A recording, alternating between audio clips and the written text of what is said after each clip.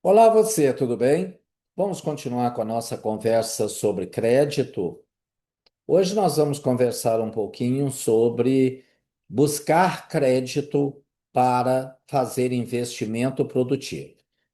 Consequentemente, nós vamos falar dos empresários, dos pequenos empresários, principalmente dos pequenos e dos empresários informais, que quase nunca têm uma metodologia adequada de acompanhamento de custo, têm uma metodologia de controle de fluxo de caixa.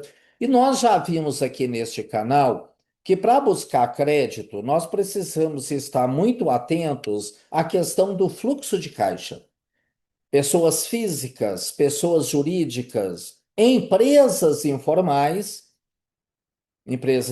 são aquelas que você tem um empreendedor, uma pessoa que, por exemplo, vende na cidade, no centro da cidade, com a sua barraquinha, algum ou alguns tipos de produtos e não tem um CNPJ. É um empreendedor informal. Ele não está formalizado de acordo com as regras, da Receita Federal, da Junta Comercial, ou seja, não tem uma empresa constituída. E muitas vezes esse pessoal, quando é pequeno empresário ou empresários, empreendedores não formais, eles acabam não tendo controle. E às vezes tem que, por exemplo, comprar uma máquina. E aí diz: como é que eu vou orientar-me para poder buscar recursos, crédito, para adquirir esta máquina, por exemplo? Crédito para investimento produtivo. De acordo com os especialistas, a gente pode ter dois tipos de investimento: investimento produtivo, e investimento especulativo. Eu não vou entrar aqui no campo do investimento especulativo. Quando a gente aplica no mercado, instituição financeira, para poder renda fixa, renda variável, para poder, logicamente, buscar algum ganho para aquele recurso que a gente tem. O investimento produtivo, por um outro lado, é quando nós buscamos aplicar os nossos recursos em algum tipo de projeto, em alguma, por exemplo, uma fábrica, uma loja, um comércio, uma indústria. E a gente faz isso para quê?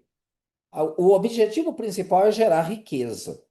É colocar o recurso para girar a partir de um processo de produção, de distribuição, na chamada logística, ou de comercialização. Então, nós vamos hoje falar de crédito para esse tipo de coisa. Consequentemente, para o empresário, não vou me ater aqui a empresários maiores, que têm empresas maiores, que têm tecnologia aplicada, que têm metodologia aplicada. A minha preocupação neste momento é, logicamente, com aquelas pessoas que têm mais dificuldade de entender como fazer para poder ter um parâmetro para a busca de uma operação de crédito para investimento produtivo. Bem, a gente precisa ter alguns cuidados. E quais são esses cuidados? Primeiro, e a gente já viu isso aqui em outros momentos, com o prazo de pagamento da operação de crédito. Precisa haver uma compatibilidade com o fluxo de caixa da empresa. E eu vou mostrar isto aqui, até dando exemplo, porque fica um pouco mais fácil de vocês entenderem com o exemplo. E taxa de juros, até porque a taxa de juros que vai se pagar para investimento, ela precisa ter uma relação direta com a capacidade que a empresa tem de rentabilizar o dinheiro. Você tem aí um comércio. Você vai buscar comprar algum tipo de máquina, algum tipo de investimento para o seu comércio, ou para uma fábrica, né, pequena, no quintal de casa. O juro que você vai se pagar tem muito a ver com a capacidade de rentabilizar os recursos da empresa. Não é adequado pagar juros de maneira que aquele pagamento de juros não esteja adequado à capacidade de rentabilizar recursos da empresa. Então, tem que cuidar da taxa de juros, principalmente porque recursos para investimento precisa ter taxas adequadas ao investimento. Isso é muito comum.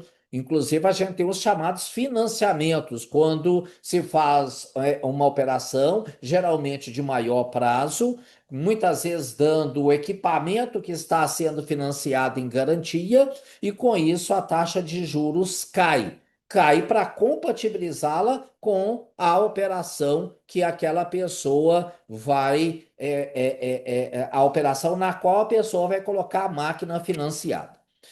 Gostaria de chamar a sua atenção aqui para uma situação.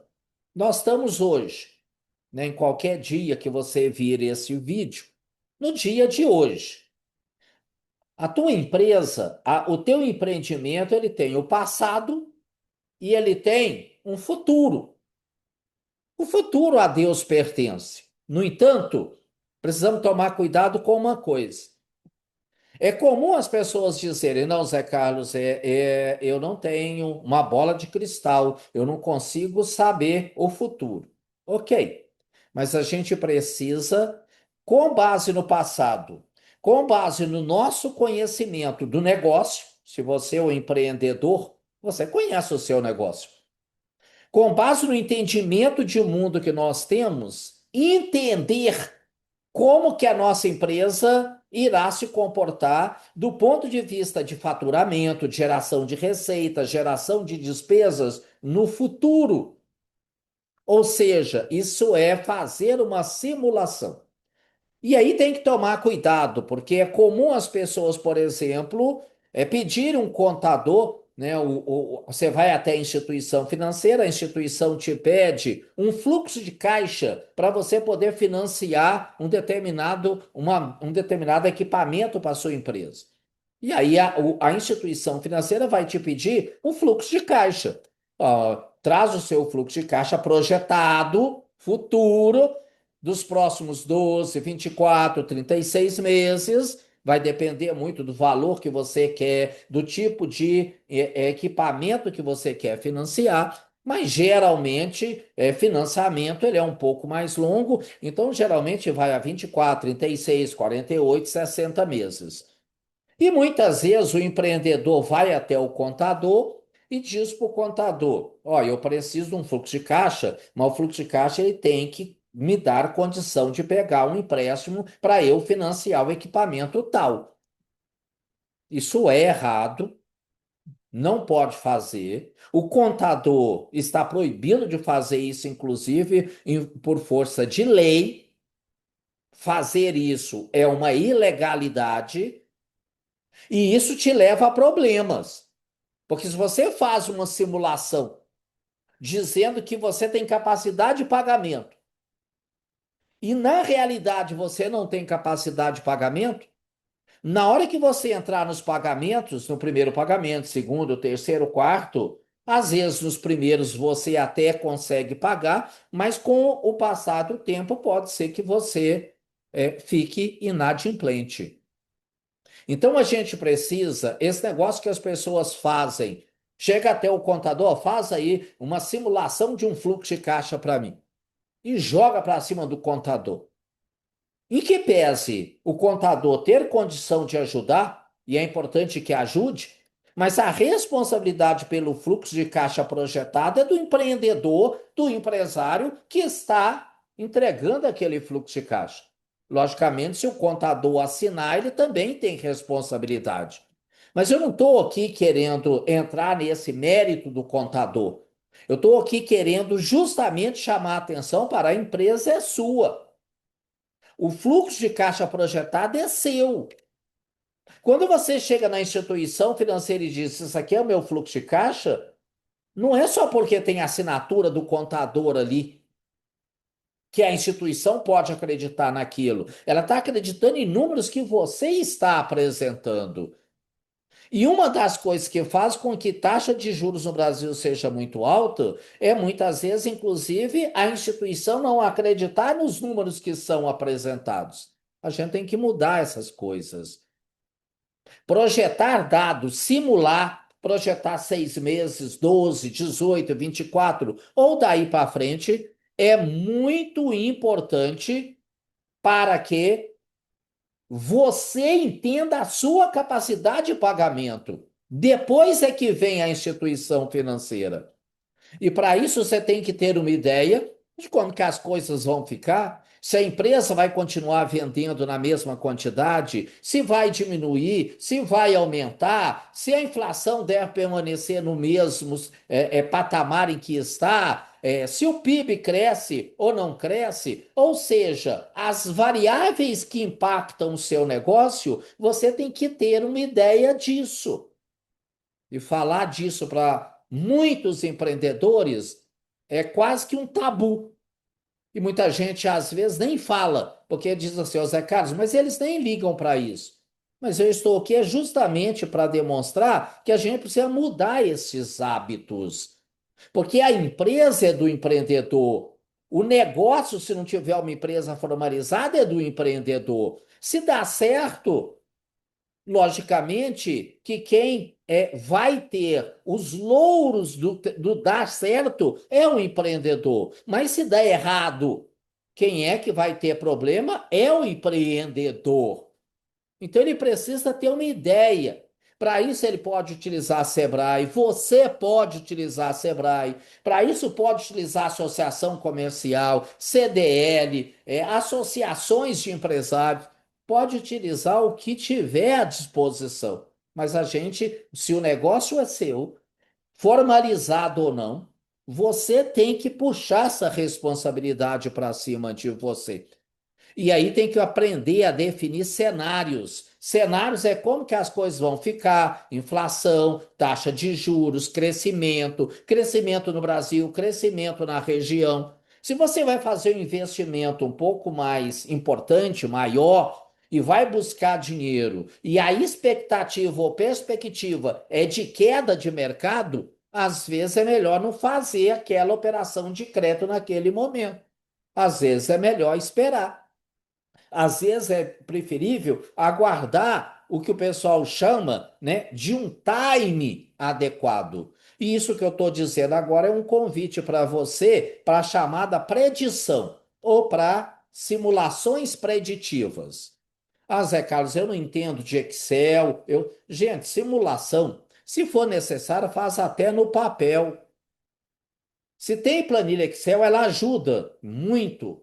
Se tem sistemas nos seus computadores, ajuda muito.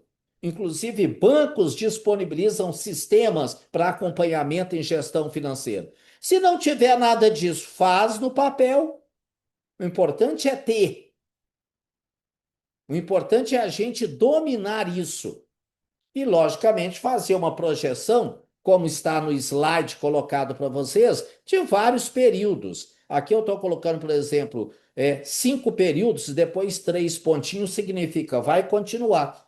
Para cada período, a gente tem que identificar as entradas de recursos, que são receitas, que são projetadas, simuladas, mas tem que ter base realista e as despesas, que são saídas de recursos.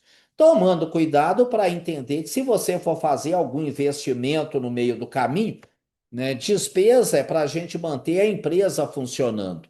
E investimento é a aquisição de alguma coisa, como uma máquina menor, por exemplo, que você não vai precisar de crédito, de buscar uma instituição financeira, mas que você também vai ter que colocar dinheiro para fora, vai ter que pagar. Do ponto de vista de fluxo de caixa, vai ter também saída de recursos. Então, precisa ter com clareza durante 5, 6, 12, 18, 24 meses. E a gente aprende a fazer isso fazendo.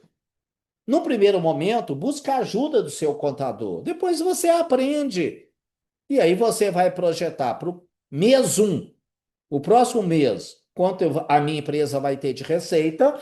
Para isso, eu posso usar os dados passados, mas eu preciso projetar o futuro com base naquilo que eu entendo que vai acontecer. O que aconteceu no passado é referência, mas não é garantia que vai acontecer no futuro.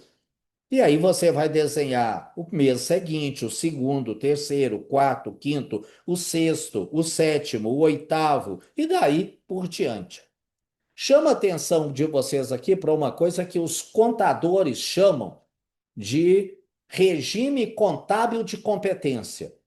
Isso é simples. Regime contábil de competência é a gente precisa entender o comprometimento do recurso no mês em que ele se tornou comprometido. Como que é isso? Por exemplo, se você tem alguma pessoa, algum colaborador, empregado registrado pela CLT, ele vai receber 13º no final do ano. Quer dizer, se você vai pagar no final do ano, ou às vezes em 2 pagamentos do ano. No entanto, todo mês, aquele empregado, ao ter trabalhado um mês, ele se fez jus a 1/12 do 13º. Significa, e acontece muito dos empresários fazerem o quê? Deixarem, no final do ano, vai pagar o 13º, e aí acumula, e aí não, agora eu não tenho dinheiro. O adequado seria, todo mês, pegar 1/12 do salário de cada empregado e fazer uma reserva. Na contabilidade, inclusive, isso é contabilizado como reserva mensal. Tem empresários que têm empresas de contabilidade que fazem a contabilidade, fazem essa reserva, mas o financeiro, o movimento que a pessoa tem na instituição financeira, ele não guarda aquele recurso. Vai gastando tudo. Quando chega no final do ano, muitas vezes tem que recorrer a cheque especial para pagar 13º. E eu já mostrei em vídeo anterior aqui o problema das taxas de juros de cheque especial e de crédito rotativo de cartão de crédito. Então, no caso, e eu estou dando um exemplo do 13º, a cada mês o empregado fez jus, ele tem direito de receber 1/12 do 13º. Tem que se calcular. E para aquele mês é uma despesa. Não tem saída de recurso, mas é uma despesa. Tem que pegar aquele recurso e guardar, por exemplo. Isso vai ajudando muito no controle financeiro da empresa no final do período. E vamos supor que um empresário, num determinado momento, ele resolva adquirir uma máquina de 150 mil reais. Ele precisa, olha, ó, essa máquina me ajuda, vai me ajudar, inclusive, a melhorar meu faturamento. Aí ele vai até uma instituição financeira, procura, ó, estou precisando comprar uma máquina de 150 mil reais, mostra que a máquina vai ser interessante para ele, e o atendente da instituição financeira fala, ó, mas eu só tenho aqui dinheiro para 24 parcelas, com taxa de juros de 3% ao mês.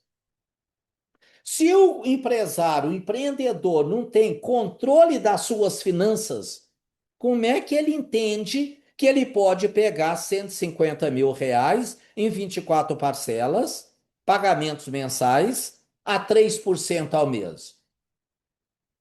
Ele vai chutar. Então, quanto que dá? Não, estou achando que vai dar. Ó, então vai dar, vai dar. Deus é bom pai, vai dar. A possibilidade de dar problema vai aumentando. E aí eu faço um exemplo aqui para vocês verem. Uma empresa que, por exemplo, esteja projetando uma média mensal nos próximos 12, 24 meses de uma receita média de 75 mil por mês e uma saída de despesas de 69, sobrando 6 mil reais ao mês. Se ele não tiver controle das receitas, ele, o empreendedor, das receitas e despesas, como é que ele vai fazer isso aqui? Ele não tem noção. Aí ele vai pensar, ele não sabe nem se ele está tendo 6 mil reais de resultado positivo no mês. O que que ele vai fazer? Ele vai até a instituição financeira e vai perguntar como é que fica. A instituição financeira vira para ele e fala: o negócio é o seguinte. R$ 150.000. Nós temos aqui um financiamento, uma operação de crédito de 24 meses, é o que nós temos, a 3% ao mês. Bem, gente, uma operação dessa em 24 meses dá R$ 8.857,11 por mês. Se a pessoa não tem controle dos seus gastos, das suas despesas, receitas, ele não vai saber que ele está tendo R$ 6.000 por mês. E como ele tem um giro de R$ 75.000 de receita por mês, ele vê aquele volume de recurso passar todo mês na conta dele. E ele não está sabendo o quanto é que ele está pagando, porque vai na confusão. Ele olha para aquele volume todo de recursos, os 75.000 não são da empresa, porque ele paga 69 de despesa, mas não tem controle. Ou seja, o que ele tem de disponível mensalmente são R$ 6.000. Ele vai virar para a pessoa do banco e falar assim: vou pegar essa operação. Essa máquina é boa, eu preciso dela, eu vou pagar R$ 8.857,11 por mês. Deus é bom, Pai, Ele vai me ajudar. Não é uma questão de Deus. Essa operação de crédito está nascendo, morta. Está nascendo e empurrando a pessoa para a inadimplência. Porque ela vai fazer com que a saída de recursos da empresa seja maior do que a entrada. A não ser, logicamente, que essa máquina, ao ser instalada, aumente muito a entrada de recurso ou de recursos na empresa daquela pessoa. Por isso que a gente precisa, e eu tenho falado muito aqui, ter escrituração, não é no contador apenas. O empresário tem que saber dos números, não é o contador. Eu tenho um contador, meu contador vive falando, Zé, cara, tem muita gente aqui que não sabe nem o que acontece com a empresa dele. Está errado. Porque numa situação que eu tenho que fazer uma operação de financiamento, por exemplo, eu posso fazer uma operação que não é adequada. Nesse exemplo que eu estou passando para vocês, tem um superávit de receita de R$ 6.000 por mês. E o empresário pode ser que assuma uma despesa, um pagamento, em função de um financiamento de uma máquina de R$ 150.000 em 24 parcelas de 8.857. E para ele poder ter uma ideia clara, ele ainda tem que entender. Eu compro essa máquina, eu vou instalá-la. Eu instalo em quanto tempo? 15 dias, uma semana, um mês? Tem máquina que demora 60, 90 dias. Tem máquina que tem que vir de algum lugar. Você, cara, por que isso é importante? Porque enquanto a máquina não está instalada, ela não está gerando produção. Então, ela não aumenta as receitas. Então, ainda tem que entender com clareza qual que é o prazo de instalação da nova máquina, do novo instrumento adquirido, equipamento, quanto que essa máquina vai aumentar as despesas à medida que ela entrar em operação, porque à medida que ela entra em operação, se ela aumenta a despesa, ela começa a mudar a relação entre as receitas de R$ 75.000 e as despesas de 69, que é como a empresa era projetada sem a máquina. Também quanto é que essa máquina pode aumentar de receitas. E aí um empresário, logicamente, passa a ter dados suficientes para dizer eu posso fazer a operação ou não. Pelos números que eu tenho trazido aqui, né, 6.000 de resultado, por mais que essa máquina aumente a diferença entre receitas e despesas mensais, me parece que assumir esse 8.857 vai estar bastante perigoso. Precisaria fazer o que nessa situação? Arrumar um financiamento mais alongado. E por que que pensar em crédito para investimento produtivo é importante? Porque o crédito para investimento produtivo, à medida que você, empreendedor, começa a pagar, ele começa a tirar valores do seu giro mensal, ou seja, da diferença entre receita e despesa. E geralmente investimento ou se faz com recurso próprio, ou precisa ter um prazo maior, pagando menos por mês, com taxas adequadas a investimento, porque aí você pagando menos, você consegue fazer com que o fluxo financeiro da empresa pague sem maiores dissabores. Isso demonstra para nós, de maneira clara, a importância e o cuidado que a gente precisa ter, principalmente o cuidado ao analisar investimento para aquisição de equipamentos em empresas. E o meu cuidado aqui é maior, inclusive, nas menores empresas, principalmente se as pessoas não tiverem um domínio, né, do como eu escrituro, como que são as minhas receitas, as minhas despesas, não faz projeção, acha que isso é um problema do contador. Não é, isso é um problema primeiro seu. O contador vai ajudar e ele é corresponsável, mas é seu. A capacidade de pagamento da sua empresa é um problema seu, porque na hora que dá inadimplência, quem vai ser chamado é você. E dependendo do nível de inadimplência, você pode comprometer, né, a própria existência da empresa. Ok? Legal? Se gostou, se isso aqui é interessante, dá um like, comente.